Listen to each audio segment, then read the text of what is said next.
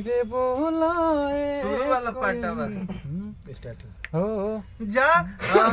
कि मैया मोरी जाग जई है हो कोयलिया धीरे बोला क्या बात है जाग जई है हो कि मैया मोरी जाग जई है हो कोयलिया धीरे बोला धीरे बोला कोयलिया ओकर अंतर बढ़िया रहे अंतरा कैसे रे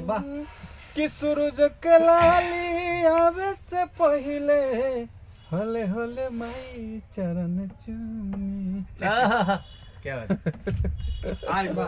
बड़ी प्यारा लागल गीत बहुत अच्छा है बहुत प्यारा हे जे रख दनी ये से उठा के लाल का रहे ये प्यार का होली का मौसम ऐसे चेंज होता है पियर पियर एक माहौल चारों तरफ सरसों फुलाइल बा पियर रंग आ पियर अभी चटकार लोकेला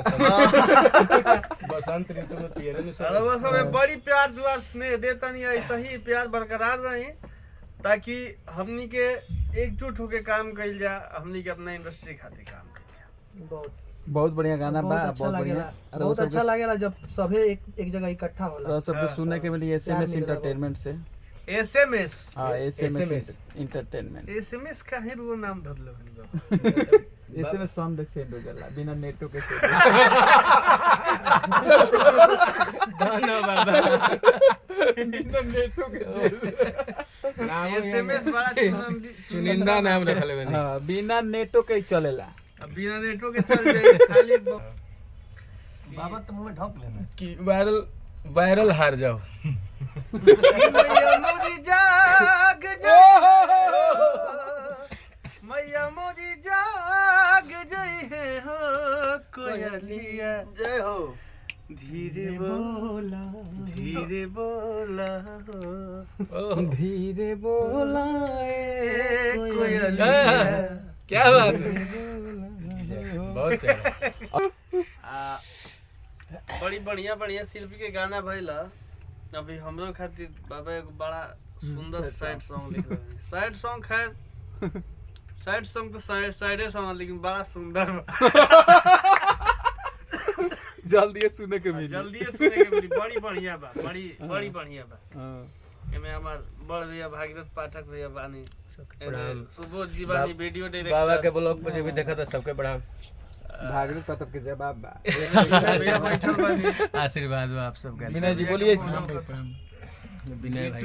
बिट्टू जीवानी बिट्टू विद्यार्थी हमारे हमार पसंदीदा गीतकार हां अरे हमने इससे ढेर दिन में भेंट होल ना बहुत दिन बाबा से एशियन होटल में मुलाकात एशियन भइल होटल में मुलाकात हमरा बात बाबा 8 साल हो गेल ना आया 2016 के बाद 24 अरे बहुत दिन बाद 8 साल बाद लंबा सफर तय करिला ए ब्लॉग खाती बहुत लग रहा होली भी विजय जी का भइल बा बहुत बहुत बढ़िया प्यारा हाँ बाबा यही में रिलीज कर दिया वो करेगा यह कहाला मस्ती हाँ। यह मस्ती है मस्ती मस्ती एसएमएस मस्ती मस्ती जब हमने का मस्ती करने से तो पूरा भोजपुरी समाज मस्ती कर वो सब एक खूब आशीर्वाद प्यार दी हमनी के सब भाई लोग पे आशीर्वाद बने रही नमस्ते नमस्कार, प्रणाम प्रणाम, जय माता दी। नमस्कार महादेव